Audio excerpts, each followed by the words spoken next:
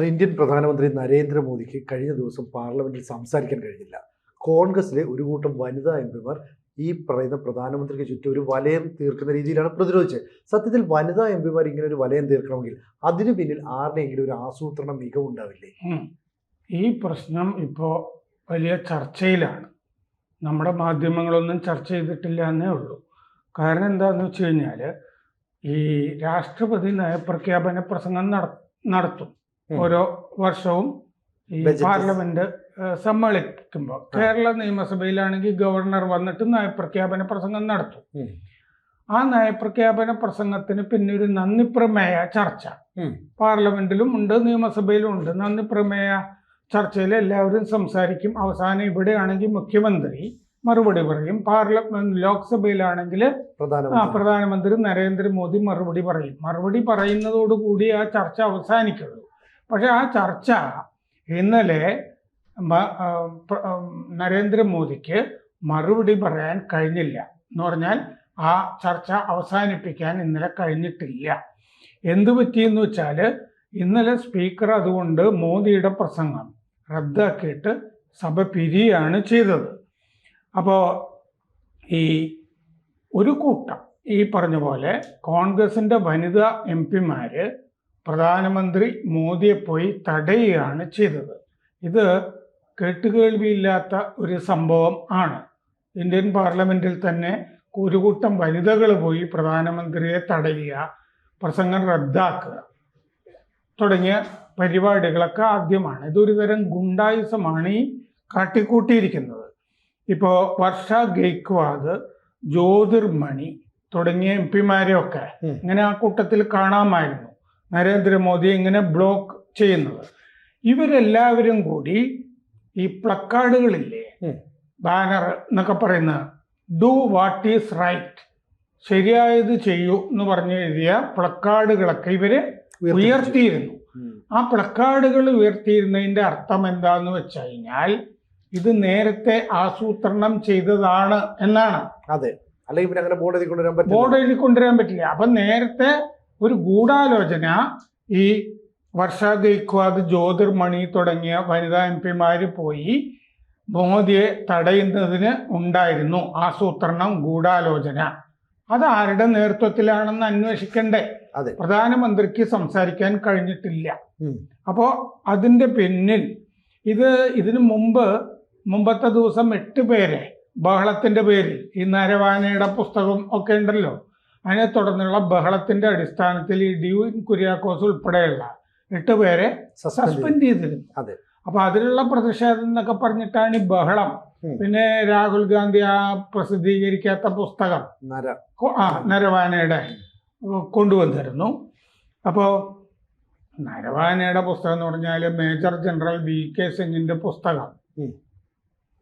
മൻമോഹൻ സിംഗിന്റെ കാലത്ത് റോയെ പറ്റി എഴുതിയ പുസ്തകമാണ്. നിരോധിച്ചിട്ടുണ്ട്. കോൺഗ്രസ് ഭരണം വേറെ പട്ടാളക്കാരുടെ പുസ്തകങ്ങൾ നിരോധിച്ച ചരിത്രങ്ങളുണ്ട്, പ്രസിദ്ധീകരിക്കാൻ കഴിയാതെ. CBI എന്നിട്ട് കേസ് എടുത്തിട്ട് അങ്ങേര് കോടതി കയറി ഇറങ്ങി നടക്കുകയാണ് VK സിംഗ്.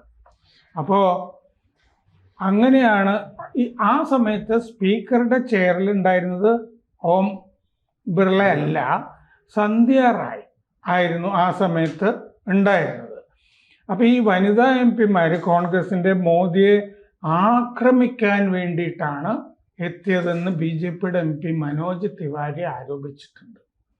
അപ്പോൾ മോദിയെ സ്ത്രീകളെ കൊണ്ട് ആക്രമിപ്പിക്കുക എന്നൊരു തന്ത്രം, ഗൂഢാലോചന ഇതിൻ്റെ പിന്നിലുണ്ടായിരുന്നു. ആ സമയത്ത് പാർലമെന്ററി കാര്യമന്ത്രി കിരൺ റിജിജു പൊടുന്നനെ ഈ ബുദ്ധിപരമായ തീരുമാനം എടുത്തതുകൊണ്ട് ആ ആക്രമണത്തിൽ നിന്ന് മോദി രക്ഷപ്പെട്ടതാണെന്ന് മനോജ് തിവാരി പറയുന്നുണ്ട്. കാരണം ഇത് സഭ നിർത്തിവെക്കുകയാണല്ലോ. മാത്രമല്ല, ഈ പീയൂഷ് ഗോയലിന്റെ സ്റ്റേറ്റ്മെന്റ് ഉണ്ടായിരുന്നില്ലേ, അത് 2 നേരം പുറകിലിരുന്നിട്ടാണ് അദ്ദേഹം ആ പ്രസ്താവന ചെയ്തത്, ഇവരുടെയൊക്കെ ആക്രമണം ഭയന്നിട്ട്. അപ്പോൾ ഇതെങ്ങനെയാണ് സംഭവിച്ചതെന്ന് വെച്ച് കഴിഞ്ഞാൽ, രാവിലെ ബഹളം, ഉച്ചയ്ക്ക് വീണ്ടും സമ്മേളിച്ചപ്പോഴാണ് ഈ ചൈനയ്ക്ക് വേണ്ടി ചെയ്യുന്നതാണല്ലോ രാഹുൽ ഗാന്ധി, ഇന്ത്യയും ചൈനയുമായിട്ട് അടുപ്പം ഉണ്ടാവുന്നത് തടയണം. ഇതാണ് രാഹുൽ ഗാന്ധിയുടെ ലക്ഷ്യം. അതുകൊണ്ട് പഴയൊരു ഇഷ്യൂ ക്രിയേറ്റ് ചെയ്ത് സംഘർഷത്തിന്റെ കാര്യം പറഞ്ഞിട്ട് നരവാനയുടെ പുസ്തകം പറഞ്ഞിട്ട് ഉം. ഇന്ത്യയും ചൈനയും തമ്മിലുള്ള ഈ പുതിയ സൗഹൃദം തകർക്കുക എന്നുള്ളതാണ് രാഹുൽ ഗാന്ധിയുടെ ലക്ഷ്യം. കാരണം രാഹുൽ ഗാന്ധിയുടെ മുതലാളിമാരുണ്ടല്ലോ സോറോസ് പോലെ, അവരുടെ അജണ്ടയാണ് രാഹുൽ ഗാന്ധി നടപ്പാക്കിക്കൊണ്ടിരിക്കുന്നത്. അപ്പോൾ നന്ദി പ്രമേയം ഉച്ചയ്ക്ക് ശേഷം വോട്ടിനിടണമല്ലോ, ആ വോട്ടിനിട്ടിട്ടില്ല. അപ്പോൾ ഇങ്ങനെയാണ് സംഭവം നടന്നിരിക്കുന്നത്. അപ്പോൾ ഈ ഗൂഢാലോചനയ്ക്ക് പിന്നിൽ BJP ആരോപിക്കുന്നത് പ്രിയങ്ക ഗാന്ധി ആയിരുന്നു എന്നാണ്. നമ്മുടെ വയനാട്ടിൽ നിന്നുള്ള മുസ്ലിം ലീഗ് MP പ്രിയങ്ക ഗാന്ധി ആണെന്നാണ് BJP MP ആരോപിക്കുന്നത്. എന്നുവെച്ചാൽ രാഹുൽ ഗാന്ധിക്ക് പകരം പ്രിയങ്കയെ കളത്തിലിറക്കിയുള്ള പുതിയൊരു തന്ത്രം. പ്രിയങ്ക ഗാന്ധി കളത്തിലിറങ്ങിയില്ല, നേരിട്ട് അവര് ഈ വനിതാ MP കൂടെ മോദിയെ തടയാനായിട്ട് പോയ കൂട്ടത്തിൽ പ്രിയങ്ക ഗാന്ധി ഉണ്ടായിരുന്നില്ല. പക്ഷെ അവരെ രംഗത്തിറക്കിയത് മോദിക്കെതിരെ അത് പ്രിയങ്ക ഗാന്ധിയാണെന്നാണ് ആരോപണം. പ്രിയങ്ക ഗാന്ധി ഇവരെയൊക്കെ വിളിച്ചു കൂട്ടിയിട്ട് പാർലമെന്റിന്റെ പുറത്തോ മറ്റോ ഗൂഢാലോചന നടത്തിയിട്ടുണ്ട്. നിങ്ങൾ പോയി ഇങ്ങനെ ചെയ്യേ, മോദി ഇന്ന് പ്രസംഗിക്കാൻ പാടില്ല, മോദിയെ നമ്മൾ പ്രസംഗിക്കുന്നതിൽ നിന്ന് ഒഴിവാക്കണം. രംഗത്ത് കോൺഗ്രസിന്റെ വനിതാ MP അണിയറയില് പ്രിയങ്ക ഗാന്ധി. ഗൂഢാലോചനയുടെ നേതൃത്വം കൊടുക്കാൻ ഒരാൾ വേണം, അത് പ്രിയങ്ക ഗാന്ധി. നിങ്ങൾ പോയി ആക്രമിക്കാന്ന് പ്രിയങ്ക ഗാന്ധി പറഞ്ഞു എന്നുള്ളതാണ്. ഇനിയിപ്പോ എന്താണ് ചെയ്യാന്നുള്ളതാണ്. അത് BJP ആലോചിക്കുന്നുണ്ട് എന്നാണ് ഞാൻ മനസ്സിലാക്കുന്നത്. കാരണം എന്താന്ന് വെച്ച് കഴിഞ്ഞാൽ ഇങ്ങനെ സംഭവിച്ചു കഴിഞ്ഞാൽ ഇത് സഭയുടെ അന്തസ്സ് ലംഘിച്ചിരിക്കുകയാണ് എന്നുള്ളതാണ്. കാരണം പ്രധാനമന്ത്രിയെ സംസാരിപ്പിച്ചിട്ടില്ലല്ലോ, സഭയുടെ അധ്യക്ഷൻ സഭാ നേതാവാണ്, സഭാ നേതാവ് എന്നാണ് പറയുക. സഭാ നേതാവിനെ കൊണ്ട് സംസാരിപ്പിക്കരുതെന്നായിരുന്നു ഈ നീക്കം അല്ലേ? സഭാ നേതാവിന് പ്രിവിലേജുകളുണ്ട്. സഭാ നേതാവ് നമ്മൾ നിയമസഭയിൽ കണ്ടാലും മതി, മുഖ്യമന്ത്രി എഴുന്നേറ്റ് നിൽക്കുകയാണെങ്കിൽ അപ്പോൾ ആരെങ്കിലും ഒക്കെ ആണെങ്കിൽ അവരിയ്ക്കും, മുഖ്യമന്ത്രിക്ക് എന്താണെന്ന് വെച്ചാൽ അപ്പോൾ സംസാരിക്കാം. ഇതുപോലെ പ്രതിപക്ഷ നേതാവിനും ഉണ്ട് മര്യാദക്കുള്ള കാര്യങ്ങളിൽ. അല്ലാതെ ഈ പ്രസിദ്ധീകരിക്കാത്ത പുസ്തകം കൊണ്ടുവരുന്നതൊക്കെ നിയമവിരുദ്ധാണല്ലോ. നേരത്തെ സ്പീക്കർക്ക് എഴുതി കൊടുത്തിട്ട് വേണം പുസ്തകം കൊണ്ടുവന്നിട്ട് ഉദ്ധരിക്കാനും ഒക്കെ. പ്രസിദ്ധീകരിക്കാത്ത പുസ്തകം എന്ന് പറഞ്ഞാൽ പുസ്തകം ഇല്ലല്ലോ, ഇല്ല, പ്രസിദ്ധീകരിച്ചു കഴിഞ്ഞാലല്ലേ പുസ്തകമുള്ളൂ. അപ്പൊ അതുകൊണ്ട് പ്രകാശിത പുസ്തകത്തിൽ നിന്ന് ഉദ്ധരിക്കാൻ പറ്റില്ലല്ലോ. അപ്പോൾ ഇതിൻ്റെ അകത്ത് പ്രിവിലേജ് കമ്മിറ്റിക്ക് ഇനി ഇത് സ്പീക്കർക്ക് ആരെങ്കിലും ഒരു MP, നിഷികാന്ത് ദുബെ ഒക്കെ ഉണ്ടല്ലോ BJP MP, അദ്ദേഹം വേറെ കുറെ പുസ്തകങ്ങളുടെ കാര്യം ഇന്നലെ പാർലമെന്റിൽ പറഞ്ഞിരുന്നു. നെഹ്റു കുടുംബത്തിനെതിരായ ധാരാളം പുസ്തകങ്ങൾ ഇന്നൊന്നും ഉദ്ധരിക്കുകയൊക്കെ ചെയ്തിരുന്നു ഉച്ചയ്ക്ക് ശേഷം. അപ്പൊ അങ്ങനെ ആരെങ്കിലും സ്പീക്കർ ബിർളയ്ക്ക് പരാതി കൊടുത്താൽ ഈ പ്രശ്നം പ്രിവിലേജ് കമ്മിറ്റിക്ക് വിടാം. പ്രിവിലേജ് കമ്മിറ്റി എന്ന് പറയുന്നത് ലോക്സഭയിൽ 15 അംഗങ്ങളും രാജ്യസഭയിൽ 10 അംഗങ്ങളുമാണ്. ഡെപ്യൂട്ടി സ്പീക്കറാണ് ചെയർമാൻ പ്രിവിലേജ് കമ്മിറ്റിയുടെ. അപ്പോൾ പ്രിവിലേജ് കമ്മിറ്റി അന്വേഷിച്ച് കഴിഞ്ഞാൽ താക്കീത് ചെയ്യാം. അപ്പോൾ പ്രിയങ്ക ഗാന്ധിയാണ് ഇതിൻ്റെ പിന്നിൽ നിന്ന് അന്വേഷിക്കാനായിട്ടൊരു സമിതിയെ നിയോഗിക്കും. കണ്ടെത്തി കഴിഞ്ഞാൽ ഇത്രയും പേരെ താക്കീത് ചെയ്യാം, അല്ലെങ്കിൽ സസ്പെൻഡ് ചെയ്യാം. അപ്പോൾ പ്രിയങ്ക ഗാന്ധിക്കെതിരെ ഇങ്ങനെ എന്തെങ്കിലും ഒരു നടപടി വന്നേക്കാം എന്നുള്ളൊരവസ്ഥ ഇപ്പോൾ ഉണ്ട്. എന്ന് പറഞ്ഞാൽ എന്ത് കാര്യത്തിനാണ് പ്രിവിലേജ് കമ്മിറ്റി നടപടികൾ ശുപാർശ ചെയ്യുക? ഇംപ്രോപ്പർ കണ്ടക്ട്, സഭയ്ക്ക് ചേരാത്ത നടപടികൾ, അതാണ് ഉണ്ടായിരിക്കുന്നത് എന്നുള്ളത് പകൽ പോലെ വ്യക്തമല്ലേ.